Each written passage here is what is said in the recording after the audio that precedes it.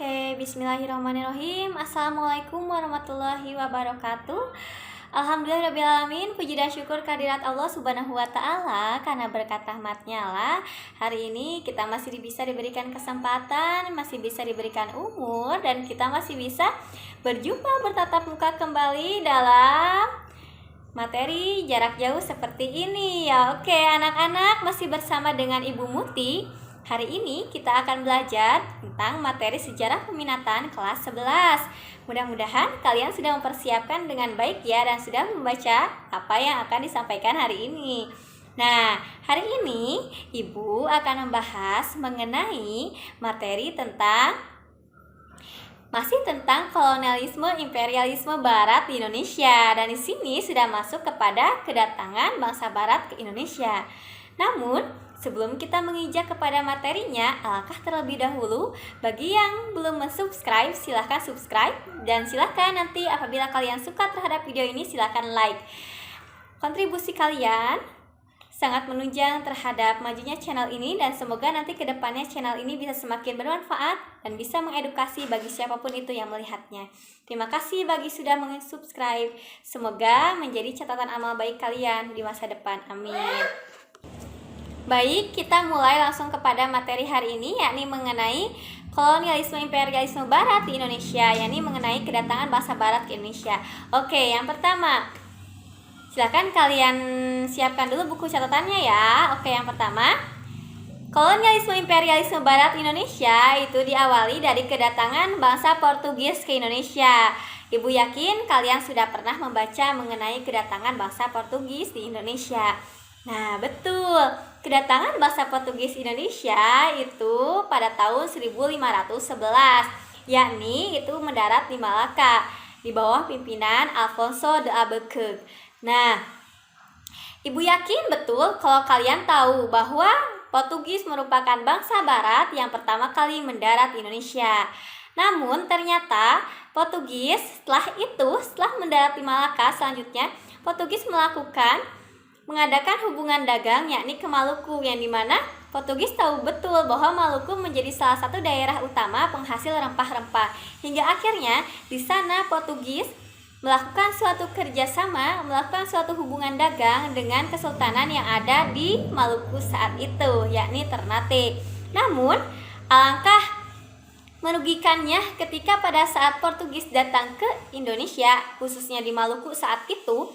Nah, Portugis melakukan perjanjian monopoli perdagangan yang sangat merugikan bangsa Indonesia, yang dimana pada saat itu Portugis melakukan perjanjian yang salah satu isinya adalah rakyat Maluku tidak diperbolehkan untuk menjual rempah-rempah.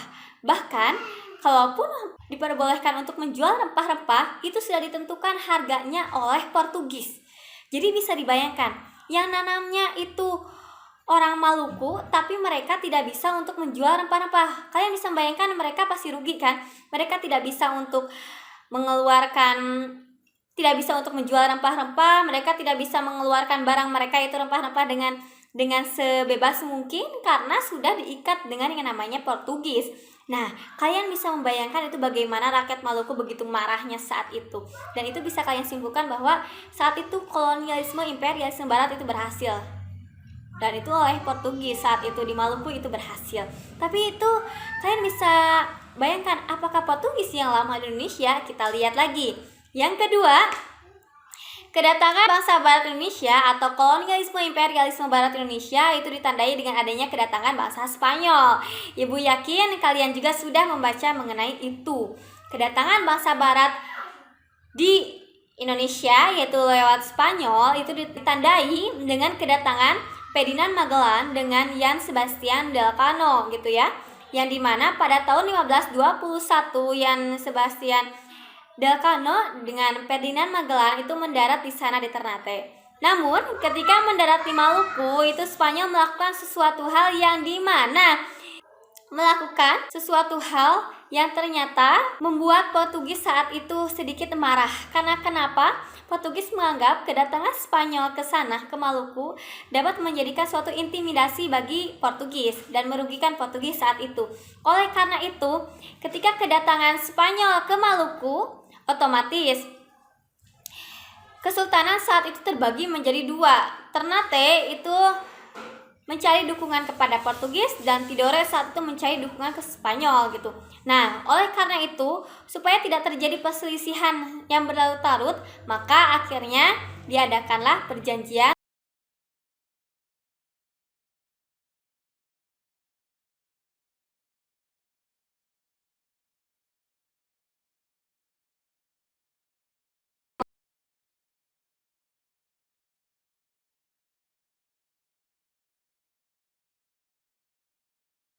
tetap melakukan kegiatan perdagangan di Maluku. Jadi Spanyol itu harus tidak boleh untuk melakukan perdagangan di Maluku dan hanya boleh untuk melakukan perdagangannya itu ke Filipina, sementara Portugis diperbolehkan ke Maluku. Itu hasil dari perjanjian Saragossa saat itu.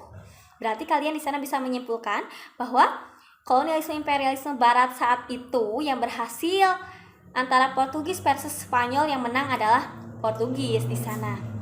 Karena Portugis masih bertahan di Indonesia.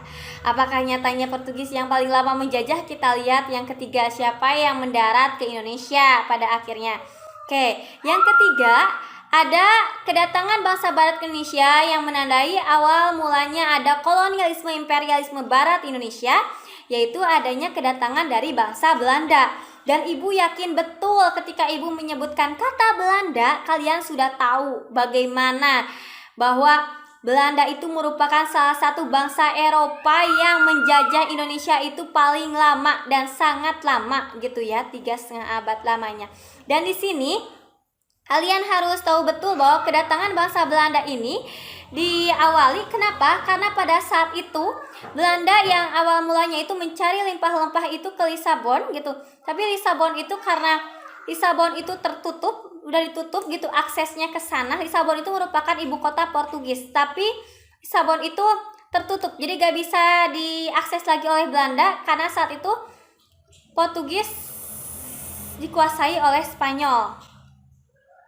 Ya, nah saat itu karena Lisabon itu dikuasai oleh Spanyol, otomatis yang terjadi adalah bangsa Belanda yang tadinya bisa mendapatkan rempah-rempah ke sana, jadi dia itu harus keliling, harus keluar, jadi gak bisa ke sana gitu. Ya kan, gak bisa ke sana, gak bisa ke Portugis, gak bisa ke Lisabon, akhirnya dia keluar. Dan akhirnya bulan April 1595 Cornelis de Houtman, itu perwakilan dari Belanda, dia melakukan pelayaran pertama kali yaitu ke Nusantara, dan akhirnya juga gitu Belanda berhasil mendarat ke Nusantara pada sekitar tahun 1596, itu bulan Juni, Belanda berhasil mendarat di Banten. Ya, pasukan pengawal dari Cornelis de Houtman itu berhasil mendarat di Banten. Namun sayangnya ketika berhasil mendarat di Banten, ketika itu orang-orang dari Cornelis de Houtman itu bersikap kurang baik dengan Kesultanan Banten saat itu. Bahkan mereka melakukan intimidasi seolah mereka menganggap bahwa ras putih lebih baik saat itu.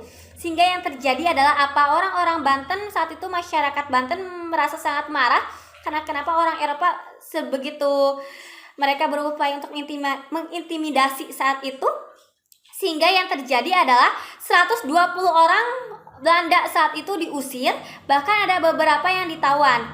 Nah, berarti kan saat itu Cornelis de Houtman dan pasukannya gagal untuk membawa rempah-rempah kembali ke Belanda gitu ya. Nah, setelah itu karena 1596 cuma berhasil mendarat, tidak bisa untuk membawa rempah-rempah, 2 tahun kemudian Belanda merubah strateginya. Karena dia sudah tahu rutenya ke Nusantara, akhirnya dipilihlah sosok yang lain yang berbeda dari Cornelis de Houtman, yaitu Van Eyck. Van Eyck pada akhirnya 1598 itu berhasil mendarat di Indonesia. Nah, dia berbeda dengan pasukan dan Cornelis de Houtman saat itu, yang ternyata Van Eyck itu begitu pandai, begitu ramah, dia pandai hingga akhirnya dia bisa untuk mengatur strategi saat itu. Bagaimana dia bisa mengambil hati masyarakat Banten saat itu, termasuk Kesultanan Banten. Jadi yang awal mah begitu sombong, begitu angkuh gitu ya, hingga akhirnya kan masyarakatnya begitu tidak suka dengan perlakuan seperti itu yang dianggap sebagai kasta yang rendah gitu. Sementara kalau Van Eyck itu benar-benar dia bersikapnya lemah lembut, bersikapnya ramah, dia bersikapnya sopan santun, pandai. Yang terjadi adalah masyarakat Banten yang tadinya tidak percaya terhadap orang Belanda, akhirnya percaya. Begitupun dengan Kesultanan Banten yang tadinya tidak percaya, akhirnya percaya. Yang pada akhirnya salah satu keberhasilan dari Belanda saat itu, ketiga kapalnya berhasil diisi penuh oleh rempah-rempah, dengan muatan rempah-rempah, sehingga mereka ketika kembali lagi ke Belanda, mereka sudah membawa rempah-rempah yang mereka inginkan. Dan itulah menjadi awal mulanya pada akhirnya nanti 4 tahun kemudian Belanda pada akhirnya benar-benar di sana melakukan kongsi dagang di Indonesia. Nanti kalian bisa belajar lebih lanjutnya nih, ada apa itu? Nanti kan ada VOC kelanjutan dari ini semua, ya. Dan ini kalau kalian ambil tarik materinya dari semua ini, antara Portugis, Spanyol, dan Belanda sudah jelas. Nanti yang paling lama menjabat dan yang paling lama untuk menduduki Indonesia yang melakukan kolonialisme imperialisme barat Indonesia adalah Belanda. Nah, mudah-mudahan ada yang bisa ditarik materinya hari ini, dan mudah-mudahan kalian bisa menangkap sisi dari materi hari ini, bahwa pada nyatanya kolonialisme imperialisme barat Indonesia tidak semata-mata langsung Belanda. Ada proses dari Portugis ke Spanyol kemudian Belanda, ya. Tapi nyatanya Belanda lah yang paling lama karena Belanda mempunyai strategi yang jauh lebih pintar, jauh lebih cerdik, yang akhirnya kalian tahu betul bahwa nanti setelah Van Eyck pergi ke Belanda dan akhirnya pulang lagi, nanti pada akhirnya nanti 4 tahun kemudian ada kongsi dagang yang kalian kenal dengan nama VOC. Nanti kita akan bahas itu semua di video selanjutnya. Mudah-mudahan video ini bermanfaat dan selamat beraktivitas. Terima kasih dan Ibu tunggu komennya. Terima kasih. Assalamualaikum warahmatullahi wabarakatuh.